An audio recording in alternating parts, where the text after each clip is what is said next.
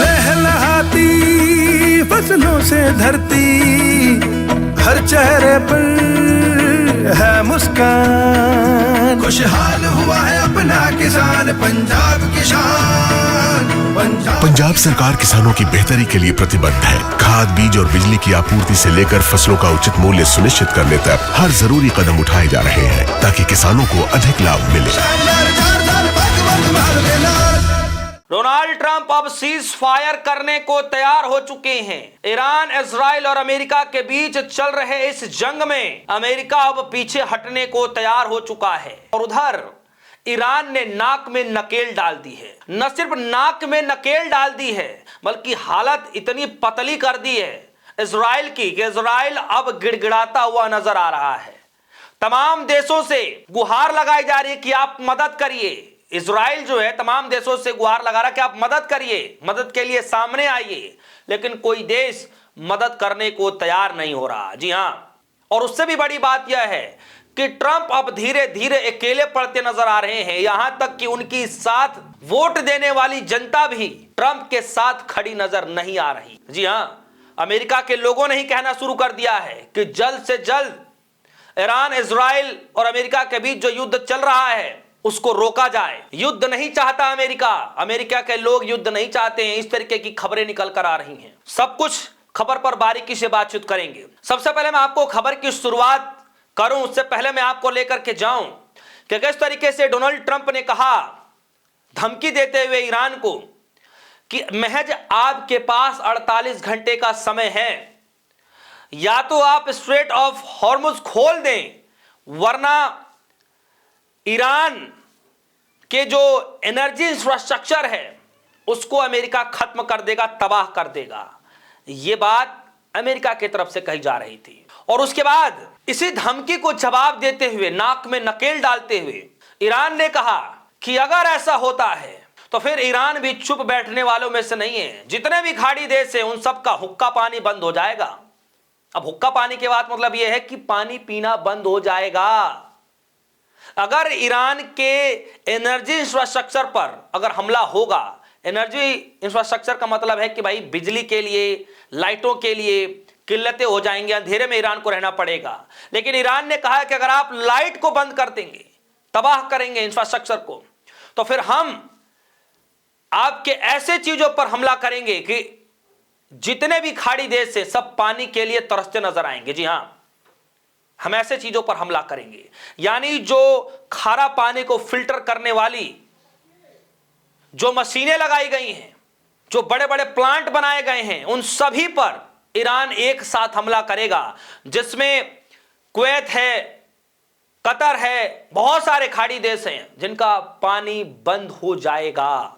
जो लगभग 90 से 99% तक देश उस पानी पर, उस प्लांट पर निर्भर करते हैं। यह सब कुछ ईरान तबाह कर देगा। और अब खबर आ रही है, खबर जरा देखिए, खबर आ रही है, ईरान से सीज फायर पर बात करना चाहते हैं ट्रंप, रिपोर्ट। जी हां दोस्तों, न्यूज 24 की खबर, और खबर में लिखा है, अमेरिकी राष्ट्रपति डोनाल्ड ट्रंप की टीम ईरान के साथ सीज फायर पर बात करना चाहती है। एक्सियोस न्यूज ने किया दावा। ईरान ने बातचीत के लिए शर्त रखी है, पहले जंग रोकी जाए और उससे हुए नुकसान का मुआवजा दिया जाए, साथ ही आगे हमले ना हो इसकी गारंटी भी दिया जाए। जैसे ही अमेरिका ने कहा कि सीज फायर पर हम बात करना चाहते हैं, जैसे ही ट्रंप साहब ने कहा कि हम सीज फायर पर बात करना चाहते हैं, वैसे ही नाक में नकेल डालते हुए ईरान ने कहा कि हमारी ये 3 शर्तें हैं जो आपको मानना पड़ेगा, और अगर आप मानते हैं ये 3 शर्तें तो ठीक है, वरना हालत जो है हम आपकी खराब कर देंगे।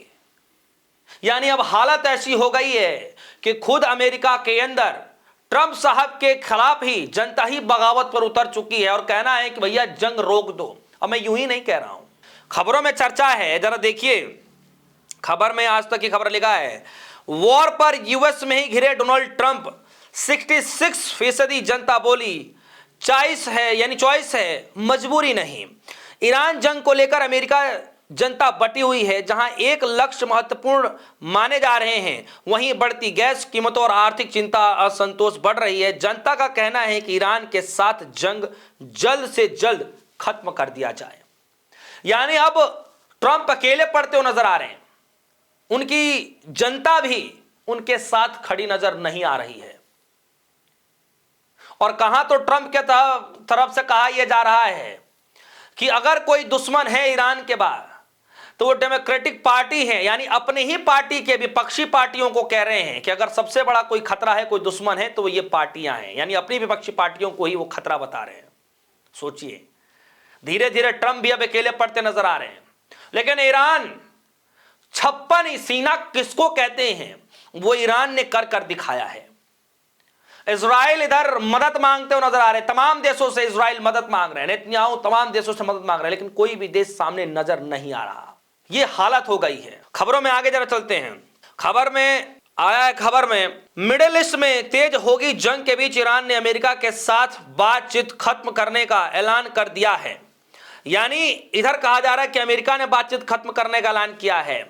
आगे ईरान का कहना है कि अमेरिका धोखेबाज है, जिसने भरोसे को कई बार तोड़ा है। ईरानी विदेश मंत्री अब्बास अरगची ने कहा कि अमेरिका ने बार बार कहा कि वह सैन्य कार्रवाई नहीं करेगा, बावजूद इसने हमला किया और ईरान के भरोसों को चकनाचूर किया। सोशल मीडिया प्लेटफॉर्म पर यह दावा किया जा रहा है कि अमेरिका के साथ बातचीत हमेशा के लिए खत्म हो गई है, उनके साथ हमारा अनुभव बेहद कड़वा रहा है और हमें धोखा मिला है। हमसे वादा किया गया कि हमला नहीं होगा, लेकिन हम पर हमले किए गए।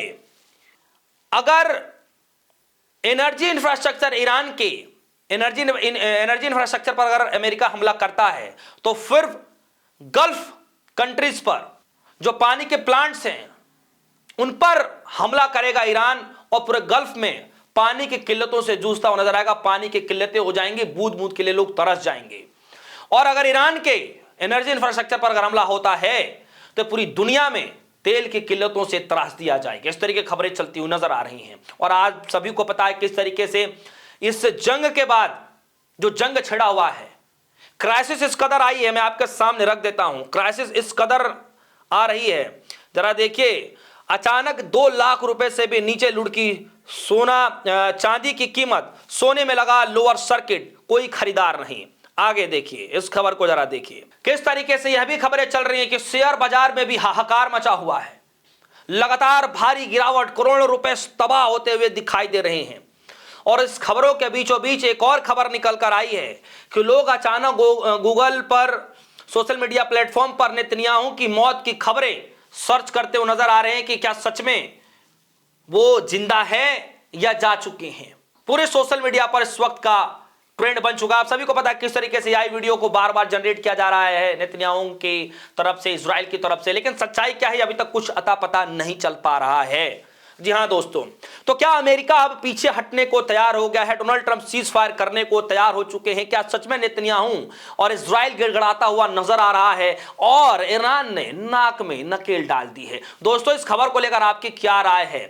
आपकी जो भी राय होगी वीडियो कमेंट सेक्शन में जाइएगा, अपनी राय जो रखिएगा। फिलहाल के लिए दीजिए इजाजत, देखते रहिए न्यूज़। धन्यवाद।